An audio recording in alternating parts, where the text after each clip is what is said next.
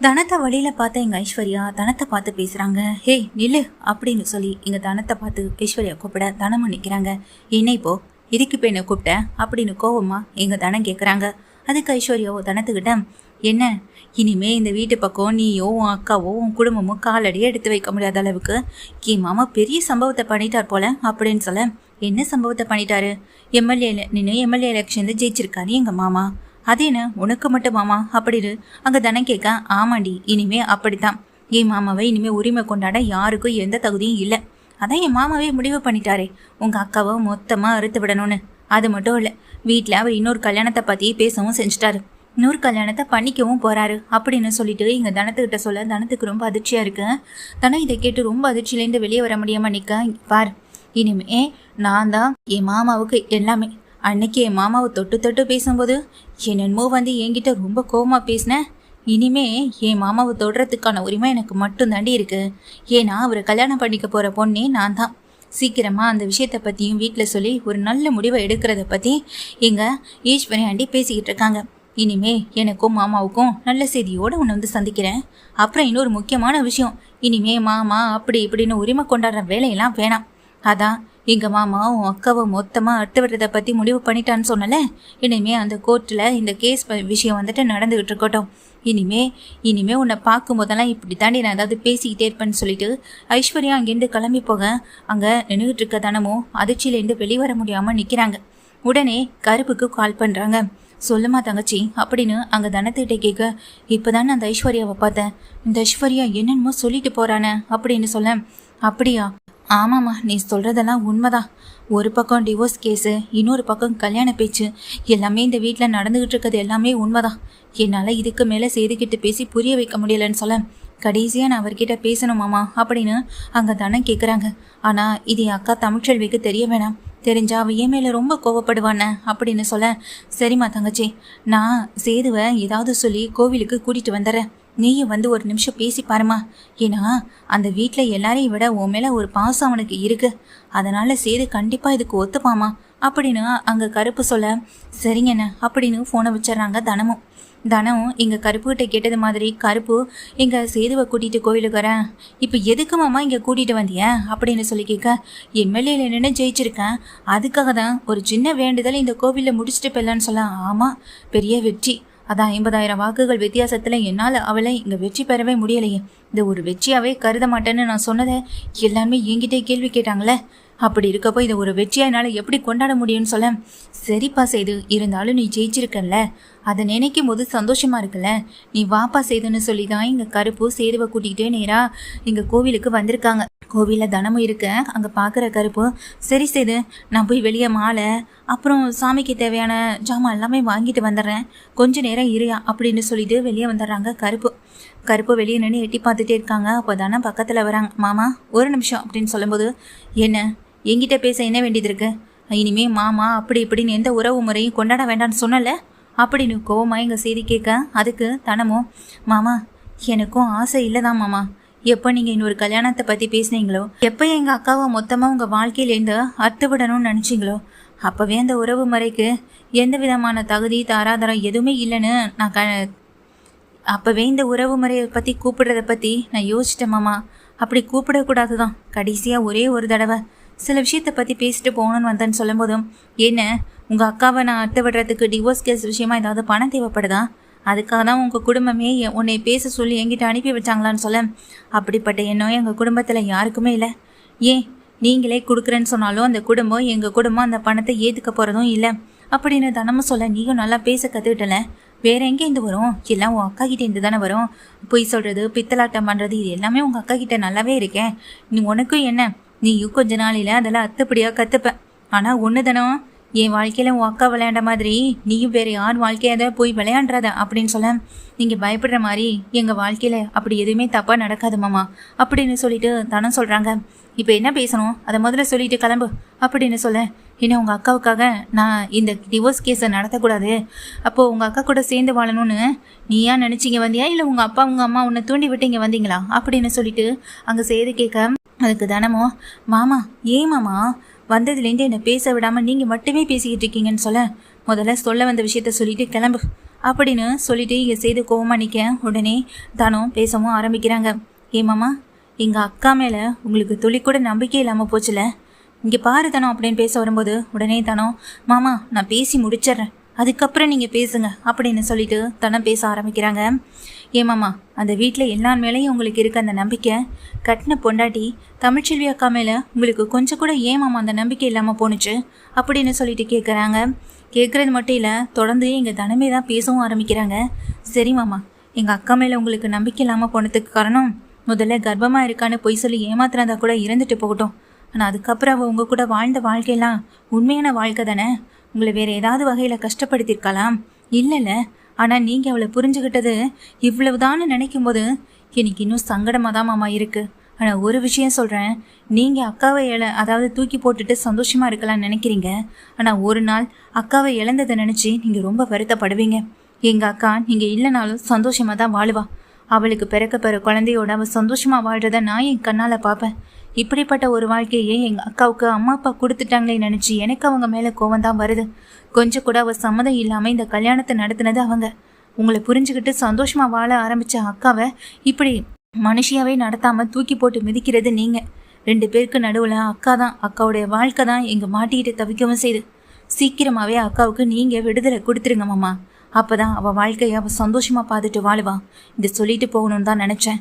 ஆனால் ஒரு விஷயமாம்மா, உங்கள் குடும்பத்தில் யாருக்கு எந்த பிரச்சனைனாலும் ஓடி வந்து நிற்கிற எங்கள் அக்காவுக்காக அவளுக்கு ஒரு பிரச்சனைன்னு வரும்போது ஒரு கட்டின புருஷனா அவள் பக்கம் நீங்கள் நிற்கல, அவள் சொன்னதை நீங்கள் காது கொடுத்து கேட்கல, அவன் இதுக்கும் தனக்கும் எந்த சம்மந்தமும் இல்லைன்னு சொன்னபோது கூட நீங்கள் அதை நம்பலை. இதை விட ஒரு பொண்ணுக்கு வேறு எந்த கஷ்டமும் வாழ்க்கையில் வந்துட போகிறதில்ல.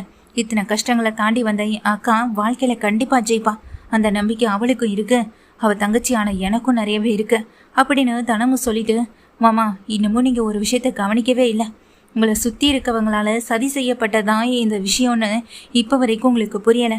எங்கள் அக்கா சொல்கிறத நான் முழுக்க முழுக்க நம்புகிறேன். அன்னைக்கு எங்கள் அப்பாவுக்கு ஃபோன் பண்ணது எங்கள் அக்கா கிடையாதுன்றதை நான் முழுமையாக நம்புகிறேன். இதுக்கப்புறம் நீங்கள் நம்பினாலும் சரி நம்பவே இல்லைனாலும் சரி, உங்கள் வாழ்க்கையை நீங்கள் பார்த்துக்கணும்னு முடிவு பண்ணி இவ்வளோ தூரம் கொண்டு வந்துட்டீங்கல்ல, இனி எங்கள் அக்கா உங்கள் வாழ்க்கையில் என்றைக்குமே கிடையாது. எங்கள் அக்கா மட்டும் இல்லை, இனி எங்கள் குடும்பமே உங்களை மன்னிக்கவே மன்னிக்காது அப்படின்னு தனம் சொல்லிட்டு அந்த இடத்த விட்டு வேகமாக கிளம்பி போக, எவ்வளோ திமிரு இருந்தால் ஏன் முன்னாடியே இப்படியெல்லாம் பேசிட்டு போவான். ஆமாம், ஓ அக்கா திமிரு தானே, இப்படி தான் இருக்கும் அப்படின்னு சொல்லிட்டு கருப்பு வந்தவங்ககிட்ட, எங்கே மாமா போனீங்க, உங்களுக்காக எவ்வளோ நேரம் வெயிட் பண்ணுறது, தேவையில்லாதவங்க கிட்டேலாம் பேச வேண்டியதாக இருக்கு அப்படின்னு சொல்ல, நானும் பார்த்த மாப்பிள்ள தனம் என்ன மாப்பிள்ள சொல்லிட்டு போணுச்சுன்னு கருப்பை கேட்குறாங்க. திமிரு மாமா திமிரு, அவங்க அக்காவை சீக்கிரமாக அக்காவுக்கு விடுதலை கொடுத்து அனுப்புங்க, அப்போ தான் அவள் வாழ்க்கை சந்தோஷமாக இருக்குன்னு என்கிட்டே சொல்லிட்டு போகிறாவ அப்படின்னு சொல்ல, அப்படியா சொல்லிச்சு தனம் அப்படின்னு கேட்குறாங்க. ஆமான்னு எங்கள் சேதுவும் சொல்ல, தனம் இங்கே சமாதானப்படுத்த வரும்னு பார்த்தா அந்த பிள்ளை என்னடானா இருக்கிற பிரச்சனையை பெருசுப்படுத்திட்டுல போகுது அப்படின்னு கருப்பு நினச்சிட்டு இருக்காங்க. நான் தப்பு பண்ணிட்டேனா, கட்டின புருஷனா அவள் சொன்னதை நம்பி அவள் பக்கம் நிற்கவே இல்லையா, ஆனால் எங்கள் குடும்பத்தில் இருக்க எல்லா மேலேயும் நம்பிக்கை வச்சு அவள் எந்த பிரச்சனையாலாம் இருந்தாலும் ஓடி வந்து நின்னாலாமா, எப்படி சொல்லி கொட்டிட்டு போகிறா பார்த்தீங்களா, அன்னைக்கு ஆபத்தில் இருக்கும்போது விட்டுட்டு போயிருந்துருக்கணும், அப்போ தெரிஞ்சிருக்கும் அப்படின்னு எங்கள் சேது சொல்லும்போது, ஏமாப்பிள்ள அந்த பிள்ளை சொல்கிறதுலையும் ஒரு வகையில் நியாயமாக தானே இருக்குது, கொஞ்சம் நீ தமிழ் பக்கமாவது நின்று யோசிச்சுருந்துருக்கலாம்ல, கோவம் கண்ணை மறைக்குது மாப்பிள்ள, அதுதான் உண்மை. இன்னைக்கு நீ எடுத்திருக்க முடிவு கூட தமிழ் மேலே இருக்க கோவத்தினால தான். உண்மையிலே தமிழ் தப்பு பண்ணிச்சா இல்லையான்னு யாருக்கு தெரியும், அந்த பிள்ளை இல்லைன்னு சொல்லுது, ஆனால் சுற்றி இருக்க எல்லாரும் தமிழ் தான் இந்த தப்பை பண்ணான்னு சொல்கிறாங்க. தப்பு பண்ண அந்த பிள்ளை மேலே கொஞ்சம் நம்பிக்கை வச்சுருந்துருக்கலாம்ல. ஆரம்பத்தில் நானுமே தமிழை சந்தேகப்பட்டேன் தான், ஆனால் அந்த பிள்ளை இதெல்லாம் பண்ணியிருக்கமான்ற ஒரு சந்தேகம் எனக்கு அதுக்கப்புறம் தானே வந்துச்சு. இந்த வீட்டில் எந்த பிரச்சனையாக இருந்தாலும் ஓடி வந்து நிற்கிற தமிழ் பிள்ளை கண்டிப்பாக உங்கள் அப்பாவுக்கு எதிராக அப்படிப்பட்ட ஒரு விஷயத்த செஞ்சுருக்க போகிறதில்ல. பேசினது தமிழ் தான் சொல்கிறாங்க, என் தமிழ் குரலில் வேறு யாரும் பேசியிருக்க மாட்டாங்களான்னு கருப்பு சொன்ன உடனேயே சேதுவுக்கு பட்டுன்னு நெத்தியில் பொறி தட்டின மாதிரி இருக்கு. என்ன சொன்னீங்க அப்படின்னு கேட்க, இல்லையா சேது, பேசினது தமிழ்னு அவங்க அப்பா செல்லப்பாண்டி சொல்கிறது சரிதான், ஆனால் தமிழ் குரலில் வேறு யார் வேணாலும் பேசியிருக்கலாம்ல, தமிழ் தான் அதை பேசியிருக்கணுமா என்ன, தமிழ் தான் செய்யவே இல்லைன்னு சொல்கிறத பார்க்கும்போது எனக்கே அந்த பிள்ளை அதை பண்ணியிருக்காதுன்னு தான் தோணுது. ஐயா உனக்கு அதை தோணலையா, அந்த தனம் பேசிட்டு போகிறது எல்லாமே சரிதான், அந்த பிள்ளைக்கு உன் மேலே கோவம் இருக்குது, அந்த பிள்ளை அதான் இப்படி பேசிட்டு போகுது அப்படின்னு அங்கே கருப்பு சொல்ல, அதை கேட்ட எங்கள் சேதுவோ, அப்போது இது யார் குரலில் பேசியிருக்க முடியும், தமிழில் பேசலைன்னு சொல்லுது, அப்போது தமிழ் குரலில் பேசியிருக்கணும்னா ஐஸ்வர்யா தானே வீட்டில் எல்லார் குரலையும் பேசக்கூடிய ஒரே ஆள் அப்படின்னு இங்கே சேது யோசிக்கிறாங்க. மாமா எனக்கு ஒரு விஷயத்தில் நீங்கள் ஹெல்ப் பண்ண முடியுமான்னு சொல்லி கேட்க, என்ன செய்து என்ன பண்ணணும் அப்படின்னு கேட்குறாங்க. சொல்கிற மாதிரி ஐஸ்வர்யாவுக்கு ஃபோனை போடுங்க அப்படின்னு சொல்லிட்டு கோவில் வாசலே நிற்க வச்சு இங்கே கருப்பு ஐஸ்வர்யாவுக்கு ஃபோனை பண்ணுறாங்க. உடனே கருப்பு, அதாவது சேது சொன்ன மாதிரி கருப்பு வந்துட்டு இங்கே துணியை வச்சுட்டு பேசவும் செய்கிறாங்க. ஹலோ யாருன்னு அங்கே ஐஸ்வர்யா கேட்க, அது ஒன்றும் இல்லைம்மா, இப்போ தான் கொஞ்சம் நேரத்துக்கு முன்னாடி வீட்லேருந்து ஃபோன் பண்ணாங்க. அந்த தமிழ்ச்செல்வி குரலில் இப்போ ஊர் முழுக்க போஸ்டர் அடித்து ஒட்டியிருக்குல்ல, அதை தமிழுடைய குரலில் அப்படியே வாசித்து நீ பேச முடியுமா, அதை ரெக்கார்ட் பண்ணணும் அப்படின்னு சொல்ல, நான் தமிழ்ச்செல்வி குரலில் பேசுவேன்னு யார் சொன்னது உங்களுக்கு அப்படின்னு கேட்க, உங்கள் வீட்டில் இருக்கவங்க தாம்மா, அப்புறம் ஊர் முழுக்க போஸ்டர் ஒட்டியிருக்குல்ல அப்படின்னு சொல்ல, ஆமாம் ஆமாம் இப்போ தான் ஆண்டி என்கிட்ட அதை பற்றி பேசிக்கிட்டு இருந்தாங்கன்னு அங்கே ஐஸ்வர்யா சொல்லிட்டு இருக்காங்க. ஏன்னா அந்த ஆண்டிச்சாமி மூலமாக ஊர் முழுக்க போஸ்டர் அடித்து ஒட்டினதே எங்க ஈஸ்வரி தான். அந்த விஷயத்தை பற்றி தான் கொஞ்சம் நேரத்துக்கு முன்னாடி எங்கள் ஐஸ்வர்யா கிட்ட பேசிகிட்டு இருக்கவும் செஞ்சுருப்பாங்க. அந்த விஷயத்தை பற்றி தான் எங்கள் கருப்புமே பேசுவாங்க. அந்த விஷயமானு சொல்லிட்டு கேட்க, ஆமாம்மா, அதை நீ தமிழுடைய குரலை கொஞ்சம் அப்படியே அந்த போஸ்டரை பார்த்து பேசினேன்னா எங்களுக்கு இன்னும் வசதியாக இருக்கும். இது கூட எங்களுக்கு அதாவது இதை செய்யணுன்றதுக்காக தான்மா செய்கிறோம். கேள்விப்பட்டதுனால தானம்மா உனக்கு ஃபோன் பண்ணி கேட்குறோம். தமிழுடைய குரலில் அதை அப்படியே நீ பேசினேன்னா தமிழ்ச்செல்வி பேசுன மாதிரியே இருக்கணும். அதுக்கப்புறமா இந்த விஷயத்தை இன்னும் பெருசாக்கி நாங்கள் என்ன வேணாலும் செய்வோன்னு சொல்ல, ஆண்டி சொன்னாங்களா அப்படின்னு கேட்க, ஆமாம்மா அப்படின்னு சொல்கிறாங்க. கருப்போம் கேட்டதும், சரி இப்போவே நான் பேசுகிறேன், நீங்கள் ரெக்கார்ட் பண்ணிக்கோங்க அப்படின்னு சொல்லிட்டு உடனே ஐஸ்வர்யா என்ன பண்ணுறாங்க, அந்த போஸ்டரில் உள்ளதா அப்படியே பேசவும் செய்கிறாங்க. ரொம்ப அருமையாக தமிழுடைய குரலை அப்படியே பேசுகிறமான்னு எங்கள் கருப்பு சொல்ல, பக்கத்தில் நின்று கேட்டுக்கிட்டு இருக்க சேது அதந்து போக, பின்ன இந்த தமிழுடைய குரல் எனக்கு கிடைச்சது மிகப்பெரிய ஒரு வரமாக தான் நினைக்கிறேன். இப்படிப்பட்ட ஒரு திறமை இருந்ததுனால தானே இன்றைக்கி தமிழை வீட்டை விட்டு வெளியே அனுப்ப முடிஞ்சது. சரி சரி, ஆண்டி சொன்னாங்கன்னு தான் நான் உங்களுக்கு இந்த ஹெல்ப்பை பண்ணினேன். ஆனால் இதே ஹெல்ப்பை அடிக்கடி என்கிட்ட கேட்டுட்டு இருக்காதீங்க அப்படின்னு சொல்லிட்டு ஐஸ்வர்யா ஃபோனை கட் பண்ணேன். அட என்ன மாப்பிள்ளை இது, வீட்டில் இருக்க ஐஸ்வர்யா பிள்ளையா இதெல்லாம் பண்ண ஒன்றுது அப்படின்னு சொல்ல, ஐஸ்வர்யா மட்டும் இல்லைம்மாம்மா, ஈஸ்வரி சித்தி கூட சித்ரானு எல்லாருமே இதெல்லாம் சேர்ந்து தான் பண்ணியிருக்காங்க. சும்மா விடக்கூடாதுன்னு கருப்பை கூட்டிக்கிட்டு நேராக சேது வீட்டுக்கு போகிறாங்க. அப்பான்னு கத்த வெளியே வந்த இங்கே சேதுக்கிட்ட என்னாச்சு அப்படின்னு சொல்லி கேட்குறப்போ ஈஸ்வரின்னு எல்லாருமே வந்து நிற்கிறாங்க. தான் ஃபோனில் ரெக்கார்டான அந்த விஷயத்தை வந்துட்டு ஃபோட்டோ காட்ட, என்னையா சேது தமிழ் இப்போ ஊர் முழுக்க போஸ்டர் அடித்து ஒட்டினது மட்டும் இல்லாமல் இந்த மாதிரி பேசிட்டு வேற தெரியுதா அப்படின்னு சொல்லி கேட்க, ஏயா இது வேற ஃபார்வர்ட் பண்ணி விட்டாங்களா, இது எதுலேருந்து வந்துச்சு? அங்கே சாவுத்திரியும் தாமரையும் கேட்குறாங்க, என்னம்மாம்மா இது வாட்ஸ்அப் குரூப்பில் இங்கே ஊர் முழுக்க பரப்பி விட்டுட்டாளா அவ அப்படின்னு சொல்லிட்டு அங்கே தாமரை கேட்குறாங்க. இருக்கும் அவள் நல்லா பேசியிருக்கா பாரு, எப்படி பேசியிருக்கா பாரு, அப்படியே அந்த போஸ்டரில் உள்ளதை ஒன்று விடாமல் அச்சு பெறலாமல் நம்ம குடும்பத்து மேலே தான் தப்பு இருக்கமான்ற மாதிரியும் எப்படியெல்லாம் பேசியிருக்கா பாரு, அப்படியே பேசி ஊர் முழுக்க ஃபார்வர்ட் பண்ணி விட்டுருக்கான். ஏன்னா இந்த போஸ்டரை பல பேர் பார்க்காம இருப்பாங்க, ஆனால் ஃபோன் எல்லார் கையிலையும் இருக்குது, எல்லாமே இதை கேட்பாங்கல்ல, அதான் அந்த தமிழ்ச்செல்வியுடைய பிளானும் கூட அப்படின்னு அங்கே சாவுத்திரி சொல்ல, இதெல்லாம் கேட்டேன். அங்கே ஐஸ்வர்யாவும், என்னம்மாம்மா இது, இந்த தமிழ் உங்களுக்கு எதிராக இவ்வளோ பெரிய வேலையை பார்த்துருக்கேன், நீங்கள் இன்னமும் இதெல்லாம் பார்த்துட்டு அமைதியாக இருக்கீங்க, இதுக்கப்புறமும் அமைதியாக இருக்கணுமா, பேசாமல் ஸ்டேஷனில் கம்ப்ளைண்ட் கொடுத்துடலாமாம்மா அப்படின்னு சொல்ல, ஆமாம் கம்ப்ளைண்ட் கொடுத்துட்டு தான் வந்திருக்கேன்னு இங்கே செய்து சொல்கிறாங்க. கருப்புவும் கோவத்தோடு நின்று பார்த்துக்கிட்டு இருக்க போலீஸ் வராங்க. என்னையா செய்து போலீஸ் எதுக்கு இங்கே வராங்கன்னு சேதுக்கிட்ட வந்து ராஜாங்க கேட்க, அப்பா எல்லா பிரச்சனைக்கு காரணம் யாருன்னு கண்டுபிடிச்சாச்சு. அங்கே வந்த போலீஸோ இங்கே நின்றுக்கிட்டு இருக்க ஐஸ்வர்யாவை கையும் களமாக கைது பண்ண கூட நிற்கிற ஈஸ்வரியையும் பிடிக்கிறாங்க. என்னாச்சியா அப்படின்னு வீட்டில் இருக்க எல்லாரும் பதட்டப்பட, இது எல்லாரும் இங்கே தமிழ்ச்செல்வி தானே பேசினதா நினச்சி இப்போ எல்லாரும் தமிழை திட்டிகிட்டு இருந்தீங்க, ஆனால் பேசினது தமிழ்ச்செல்வியே இல்லை, இதோ இந்த ஐஸ்வர்யா தமிழ்ச்செல்வி குரலில் பேசினது. கொஞ்சம் நேரத்துக்கு முன்னாடி இங்கே கருப்பண்ணன் தான் குரலை மாற்றி பேச செஞ்சார். இங்கே யார் பேசுனாங்கன்னே தெரியாமல் இங்கே தமிழ்ச்செல்விக்கு குரலில் ஐஸ்வர்யா அப்படியே பேசிட்டான்னு சொல்லி இங்கே சேது நடந்த விஷயத்த ஒன்று விடாமல் சொல்கிறாங்க. இது கேட்ட மொத்த குடும்பமும் அதிர்ச்சியில் நிற்க, அப்போ அன்னைக்கு பேசினது தமிழ் இல்லையாயான்னு அங்கே கருப்பை பார்த்து அதை சேதுவை பார்த்தும் கேட்குறாங்க ராஜாங்கமும். அதுக்கு சேதுவும் கண் கலங்கி கதறி துடிச்சு அழுகிறாங்க. போலீஸ் அவங்க 2 பேரையும் அரெஸ்ட் பண்ணி நிற்கிற அதே வேளையில் கீழே படுத்துட்டு அழுகவும் செய்கிறாங்க. இங்கே சேதம், ஐயா சேது எழுந்திரியா அப்படின்னு சொல்லி ஓடி வந்து எங்கள் அப்பா தூக்கி விட, நான் பெரிய தப்பு பண்ணிட்டேன் அப்போ தான், ரொம்ப பெரிய தப்பு பண்ணிட்டேன், என் தமிழை நான் சந்தேகப்பட்டிருக்க கூடாது அப்படின்னு சொல்லி ரொம்ப கதறி துடிக்கிறாங்க.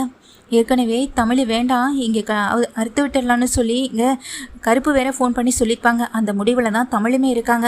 இனி என்னதான் செய்து காலில் போய் விழுந்தாலும் கூட தமிழ்ச்செல்வி அதை ஏற்றுக்க தயாராகவே இல்லை. தமிழ்ச்செல்வியுடைய ஃபோனுக்கு கால் மேல் கால் பண்ணிகிட்டே இருக்காங்க. தமிழ்ச்செல்வியும் அட்டன் பண்ணலை. தன்னுடைய படிப்பை மட்டுமே தான் பார்க்குறாங்க. இதெல்லாம் பார்த்துட்டு இருக்கா பார்த்தா இனி தமிழ் இந்த வீட்டுக்கு வருவானே எனக்கு நம்பிக்கையே இல்லை. எத்தனை தடவை அவளை இந்த வீட்டை விட்டு வெளியே அனுப்புறதும் அப்புறம் தப்பி இல்லைன்னு தெரிஞ்சு அவளை இந்த வீட்டுக்குள்ளே சேர்த்துக்கிறதும் இனிமேல் அவள் இதை ஏற்றுக்கிட்டு இந்த வீட்டுக்கு வந்து வாழ்வான்ற நம்பிக்கை எனக்கு இல்லை. அன்னைக்கு நானாவது அவளை நம்பினேன். கட்டின புருஷனா அப்பா மேலே இருக்க பாசத்தினால நீ அவளை நம்பாமல் போயிட்டியா சேதுன்னு சொல்லி அப்பத்தான் அழுகிறாங்க. மொத்தத்தில் தண்டனை முழுக்க எங்கள் சேதுவுக்கு தான் கிடைக்க செய்து சேது செஞ்ச தவறுக்கும் கூட. ஐஸ்வர்யாவும் அதாவது குரலை மாற்றி பேசினதுக்காக தண்டனை அனுபவிக்கணுன்றதுக்காக போலீஸ் வந்து அவங்கள கூட்டிகிட்டு போயிட்டாங்க. கூடவே ஈஸ்வரி சித்ரான்னு 2 பேருமே உடவும் செய்கிறாங்க. தான் அண்ணன் பொண்ணு அந்தமான்லேருந்து வந்திருக்கா அவளை விட்டுருங்கன்னு சொல்லி கெஞ்சவும் செய்கிறாங்க. கம்ப்ளைண்ட் கொடுத்துருக்காங்க. இனிமேல் நீங்கள் எதுவாக இருந்தாலும் அவங்கக்கிட்ட பேசிக்கோன்னு இங்கே போலீஸை சொல்லிட்டு போக சேது எங்களை மன்னிச்சிரு செய்துன்னு காலில் போய் விழுகிற ஈஸ்வரியை சித்ராவையும் துளி கூட மன்னிக்க தயாராகவே இல்லை. இனிமே இந்த விஷயத்தை பற்றி பேச வேணாம். செஞ்ச தப்புக்கு தண்டனை அந்த ஐஸ்வர்யாவுக்கு கிடைச்சி ஆகணும் உங்களுக்கும் தானே சொல்லிட்டு சேதுவை அழுதுகிட்டே உள்ளே போய்ட்றாங்க. கருப்போ இனி என்ன பண்ணுறதுன்னு தெரியாமல் யோசனையில் நிற்கிறாங்க. ஆனால் தமிழோ இல்லை தனமோ அந்த குடும்பமோ சேதுவை இனி எப்போதும் ஏற்றுக்க தயாராகவே இல்லை. ஒரு மனுஷனா எந்த விஷயத்தில் இருந்தாலும் நிலையா நிற்கணும்.